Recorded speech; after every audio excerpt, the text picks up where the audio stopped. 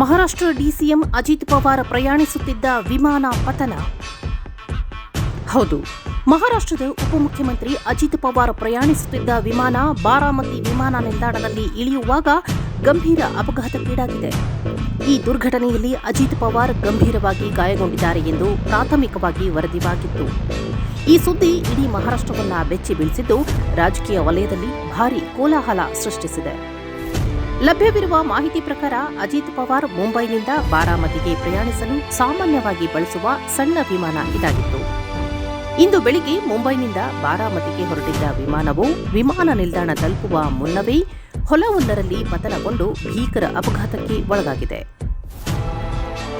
ವಿಮಾನ ಪತನಗೊಂಡ ತಕ್ಷಣ ದೊಡ್ಡ ಪ್ರಮಾಣದ ಹೊಗೆ ಆವರಿಸಿತ್ತು. ವಿಮಾನಕ್ಕೆ ತೀವ್ರ ಹಾನಿಯಾಗಿದ್ದು ಅಪಘಾತದ ತೀವ್ರತೆಯನ್ನು ಇದು ಸೂಚಿಸುತ್ತಿದೆ. ಈ ವಿಮಾನದಲ್ಲಿ ಅಜಿತ್ ಪವಾರ್ ಅವರ ಭದ್ರತಾ ಸಿಬ್ಬಂದಿ ಮತ್ತು ಪಿಎ ಇದ್ದರು ಎಂದು ತಿಳಿದು ಬಂದಿದೆ. ಅವರೆಲ್ಲರೂ ಗಂಭೀರವಾಗಿ ಗಾಯಗೊಂಡಿದ್ದು ಕೂಡಲೇ ಅವರನ್ನು ಹತ್ತಿರದ ಆಸ್ಪತ್ರೆಗೆ ದಾಖಲಿಸಿ ಚಿಕಿತ್ಸೆ ನೀಡಲಾಗುತ್ತಿದೆ. ಸದ್ಯ ಅಪಘಾತದ ಸ್ಥಳದಲ್ಲಿ ರಕ್ಷಣಾ ಕಾರ್ಯಾಚರಣೆಗಳು ನಡೆಯುತ್ತಿವೆ. ವಿಮಾನದಲ್ಲಿರುವ ಎಲ್ಲಾ ಪ್ರಯಾಣಿಕರು ಸಾವನ್ನಪ್ಪಿರುವ ಶಂಕೆ ವ್ಯಕ್ತವಾಗಿದೆ.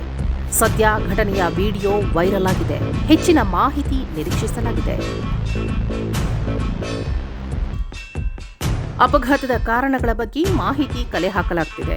ಘಟನಾ ಸ್ಥಳಕ್ಕೆ ಅಜಿತ್ ಪವಾರ್ ಅವರ ಕಚೇರಿ ಸಿಬ್ಬಂದಿ ಮತ್ತು ಆಪ್ತರು ಆಗಮಿಸುತ್ತಿದ್ದು ಪರಿಸ್ಥಿತಿಯನ್ನು ಅವಲೋಕಿಸುತ್ತಿದ್ದಾರೆ.